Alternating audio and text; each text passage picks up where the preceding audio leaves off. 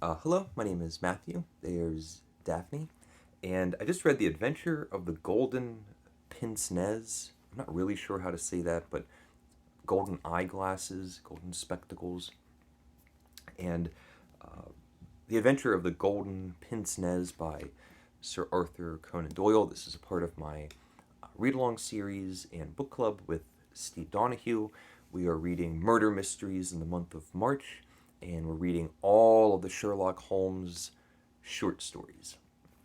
And this is a short story. This is a case that I've been really looking forward to. There's a moment, there's a scene in this case that has always stuck with me. It's been one of the most memorable examples of Sherlock solving a case through bizarre behavior, eccentricity, acting strangely and surprisingly in the eyes of Watson. It's one of my favorite moments. And I couldn't remember, especially when I started the series, I couldn't remember the title of the story that had this really memorable Sherlockian moment. And as I was reading this, because each one of these stories I start and it's one of the moments, there's a handful of moments that I either remember exactly which story it is or memorable moments that I'm not really sure. And so as I'm reading these stories and having my memory refreshed, I realize, oh, this isn't the one. This isn't the one that has it. And I felt like it was at least in the middle of the run, not one of the early short stories. And so uh, we have now another slight recurring character, and his name is Hopkins. I think it's Stanley Hopkins, who is another police detective that Sherlock is slightly mentoring, and he's younger, but Sherlock respects him and really is trying to help him. This Inspector Hopkins is trying to model himself or learn as much as he can from Sherlock and his methods, and it's an interesting dynamic that I find even more fascinating since we have another Inspector Sherlock relationship with Sherlock and Lestrade, where there's some hostility and headbutting and not quite so much mutual respect as Hopkins and Holmes. It's a horrible, rainy, windy, stormy night in London. Sherlock and Watson are happy that they're not on the case. They don't have to leave the house. They can just sit by the fire. Sherlock's working on something. Watson is reading a medical journal, and they hear horses coming outside. And it's the middle of the night. Sherlock knows it's somebody who has an emergency that's coming to see him, doesn't know anything more than that. And it is this Inspector Hopkins who is working on a case where he can't make heads or tails of it. He knows all of the pertinent facts. He knows exactly what happened. There's been a murder. Doesn't have any leads, and also doesn't have a motive. That's the key element that's missing. And the fact that it's been raining plays a role because it means all the evidence around the house, the grass and the garden path and all of those things, all that evidence is going to be destroyed by the time Holmes and Watson can arrive at the scene of the crime.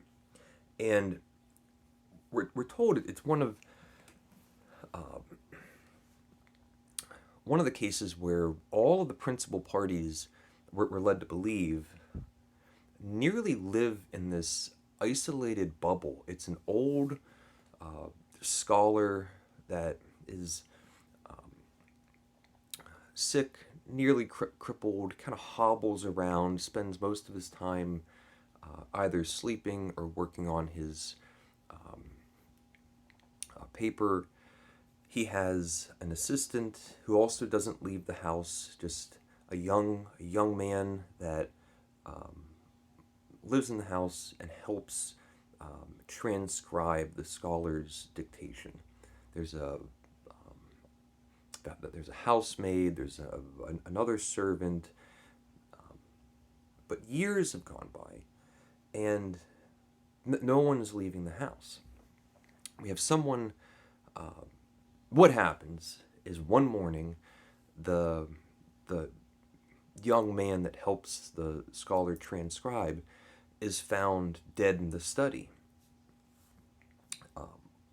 A knife used for slicing open envelopes had been stabbed him in the neck. Got the main artery, and just found in a pool of blood in the study. No new people have been known to come to the house. No one in town has seen any new people.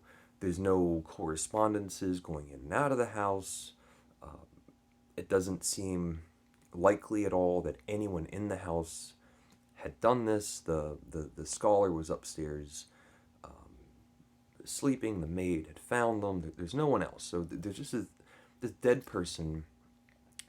There's a person found dead that was stabbed in the neck. Nothing to go on.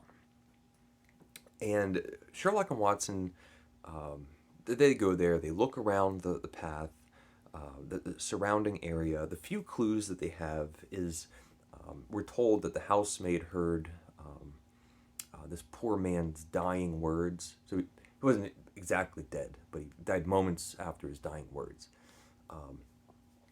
And he was clutching a pair of these golden spectacles. Pretty much all we know. And there's a back and forth and all that, but getting to my favorite moment, one of my favorite moments in all of these Sherlock stories, we have the conversation between the scholar who's still in bed. His room is lined with bookshelves, and he's a smoker. He smokes cigarettes, like a chain smoker. And of course, Sherlock, throughout all of these stories, is constantly smoking pipes. We hear him say things like, well, this will be a 3-pipe problem. And he's smoking cigars and offering people cigars. He'll stay up all night in plumes of smoke. And there's tobacco throughout all of these stories. And they walk into this bedchamber, and the scholar is sitting up in bed now, smoking his cigarette. And Sherlock is very impressed. He's also a tobacco enthusiast, and the scholar is saying, well, these are very special cigars that I get from some very special place. I get 1,000 at a time, and he offers one to Sherlock. And they're talking about the case, what happened, the relationships between all the principal characters, who was where, and all that. But all the while, Sherlock just starts chain smoking. And it's mentioned, he even lights the 2 cigarettes end to end. And he keeps smoking these cigarettes, and he's ashing all over the floor. And the guy, the scholar, who is also a chain smoker, mentions, like, man, like, you really like these cigarettes. You're smoking more than I'm smoking. And we just have Sherlock smoking all these cigarettes, and he's not using like an ashtray. He's just all over the carpet, dumping his cigarette ashes. And then he goes, okay, that's enough. They walk out. Sherlock and Watson walk outside, and Sherlock is now just kind of being leisurely and relaxed. They get someone comes over with a new bit of evidence, and Watson says, "Do you want to go check it out?" And Sherlock goes, "No, that's okay." Go back and forth, but uh, Watson, at least to himself, is thinking that he's a little either surprised or disappointed in this careless, laid back attitude of Sherlock's now. And then all of a sudden, Sherlock goes, "Well, it's 2 o'clock. Let's go back up to the scholar's bedroom."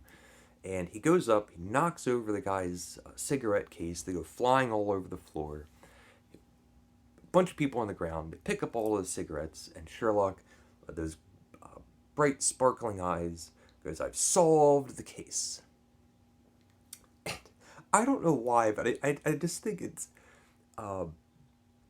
so eccentric and strange and imaginative and all of those things. So what ended up happening is Sherlock realized that since no one can figure out how the culprit got out of the house without being seen, maybe the person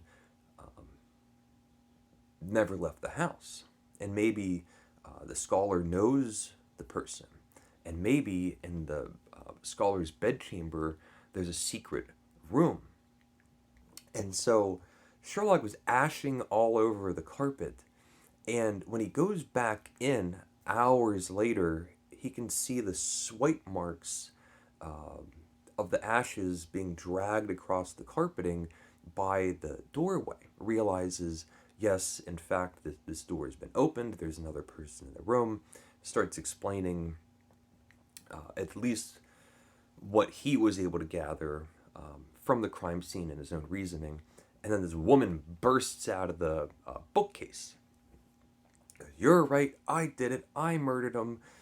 And then we get a whole crazy explanation that the English scholar was actually Russian, and they're both Russian, and the scholar had come to England, but over in Russia, they were nihilists, and then they had been exiled, and they were going to go to Siberia, and the scholar did all these terrible things, and it goes on and on. But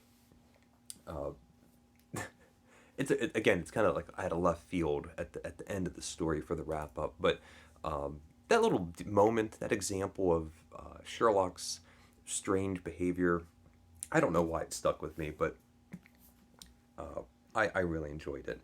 So I'll have to remember it's the Adventure of the Golden Pince-nez, and I don't know how to say that. Let me know if you've read it. Let me know what you think about that episode. I loved it. So yeah, thank you for watching. Please leave a comment if you would like, and take care.